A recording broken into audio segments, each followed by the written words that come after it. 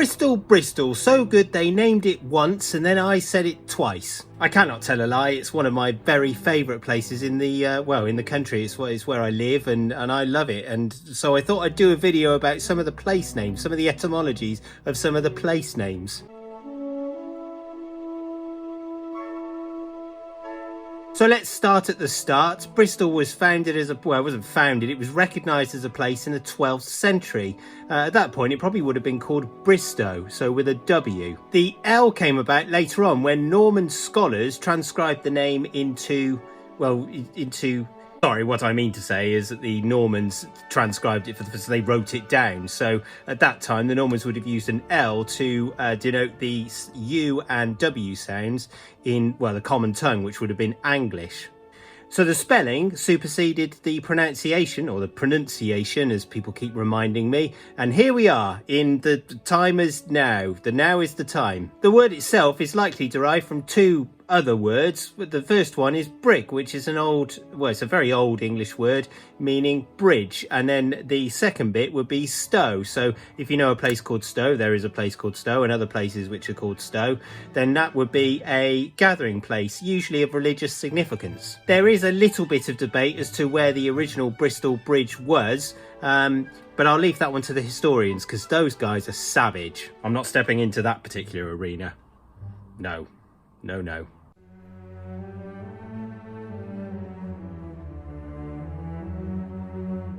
Clifton, land of big houses and small dogs, land of rich people and poor.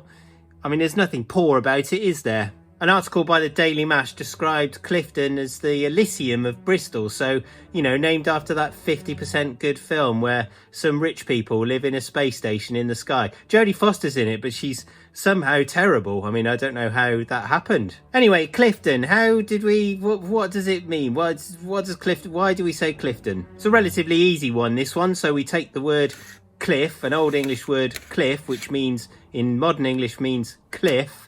And then we take the old English word tun, which means basically a farm or a village. And then we put those two together and we have Clifton. Now the cliff bit references the Avon Gorge, so the cliffs of the Avon Gorge, because back in olden times, Clifton actually started at the bottom of the cliff, so right next to Hotwells, which is what is now Hotwells. So it would have been right at the bottom of the cliff next to the river.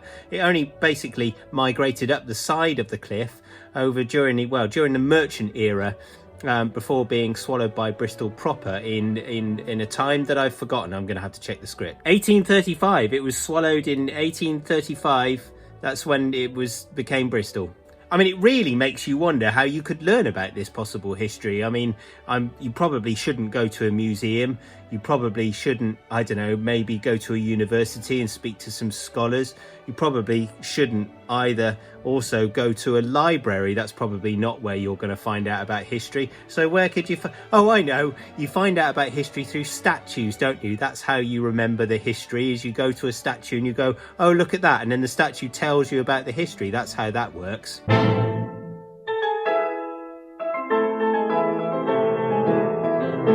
The River Avon starts its place it rises up out of the Cotswolds in a place called Acton Turville and then runs for 83 miles, which in kilometres is some kilometres. You can just take 83 miles and times it by 1.6 and then you'll have the kilometres.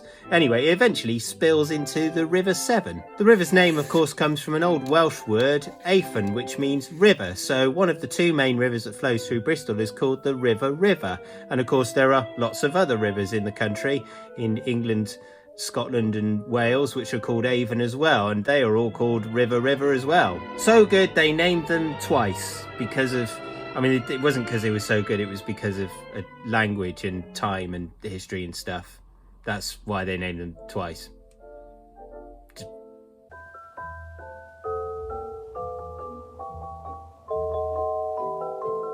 So now we're getting somewhere. Turbo Island is an interesting little place. It's a little tiny patch of land, basically between where the Cheltenham Road and Ditton Street meet. Basically, it's right slap bang in the middle of Stokes Croft and essentially represents a Microsoft.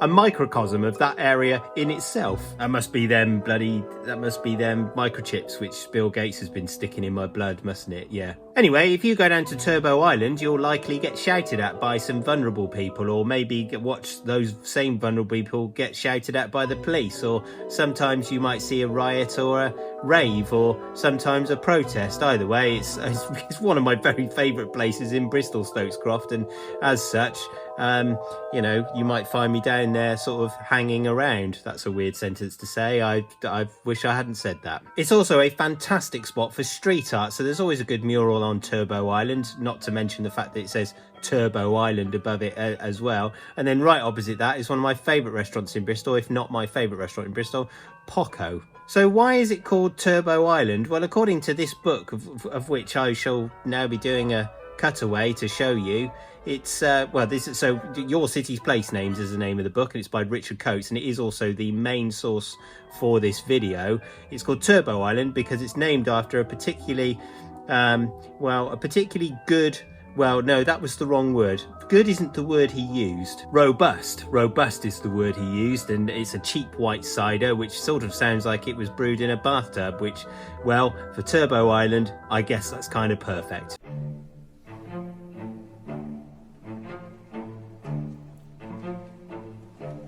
This is for many the main gateway into Bristol. So in the before times, over 10 million people, probably some dogs and maybe the occasional cat, passed through its Tudor style architecture.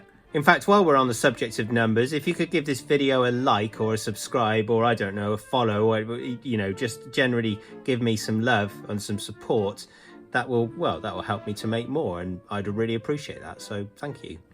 So I don't feel like I'm just howling into the abyss. So Temple Meads, this one's fairly straightforward actually. So the land around Temple Meads was originally owned by the Knights Templar. That's them blokes from the films where they go off and do some conquests of somewhere in the Middle East or something, probably Jerusalem. And they're also in the Indiana Jones. They're in that one where that man's face gets all old really quickly and the lady screams. But they're not in that one where that lady gets looked at by an alien and then her face catches fire and then she doesn't. And that one was shite. So the Knights Templar had the Knights Templar had a temple, a church on that land. And to this day, it still stands. It's called Temple Church. In fact, you can go and visit it. It's basically just a shell these days, but it is still beautiful. In fact, the area that they owned was quite large, which is why all of that kind of area is named after temples. So you've got Temple Way, you've got Temple Quay. Now, Temple Quay, we probably shouldn't talk about that too much, as it's a bit of a sore subject with quite a lot of Bristolians.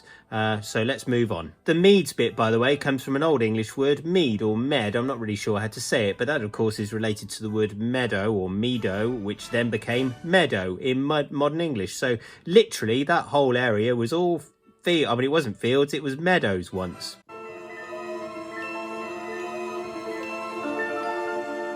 Controversial one, this one, because if you know a little bit about Bristol, or most people who know a little bit about Bristol think that the Christmas steps is named after the three king statues which are inset into the wall of the Foster's Arms house, which is right at the top of the Christmas steps. Unfortunately, that's likely to be wrong. What's more likely is that it's based on its much older name. So before it was called the Christmas steps, it was called Christmas Street, and before that it was called Knifesmith Street, after the Knifesmiths who had shops on that shore, who had smiths on that street. So how did we get to Christmas steps from knifesmiths, or Christmas Street from knifesmiths? So words which have silent Ks like no and night and knife actually usually, well, they always have Germanic origins. So, and in those Germanic origins, they were originally pronounced with the K. So up until the 1500s, we would have pronounced that K. So it would have been cano, knife, and knight. So we start with Knifesmiths, and then that becomes Christmas Street. So it's sort of,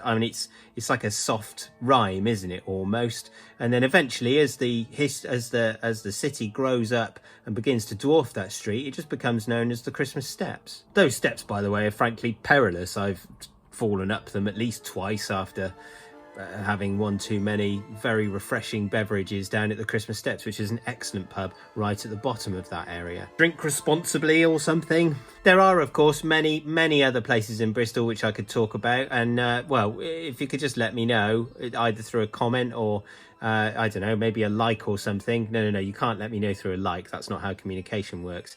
You threw a comment, let me know, and I'll do another video about Bristol place names, or maybe place names from where you live or something. Oh, and if you're watching this and you run a small independent business in Bristol, or a bookshop, or a comic book shop, or I don't know, a bakery, or some other cool thing, a wine shop or something like that, I'd really like to film inside of those premises. So slide into my DMs and let me know. That's what the children say, isn't it? Slide into my DMs. So until next time, maybe go and watch some comedy or something. Maybe, you know, something that makes you laugh or makes you feel happy.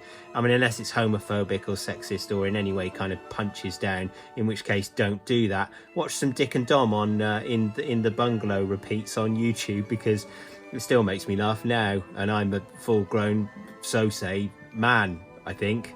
Anyway, take care of yourself. Bye-bye.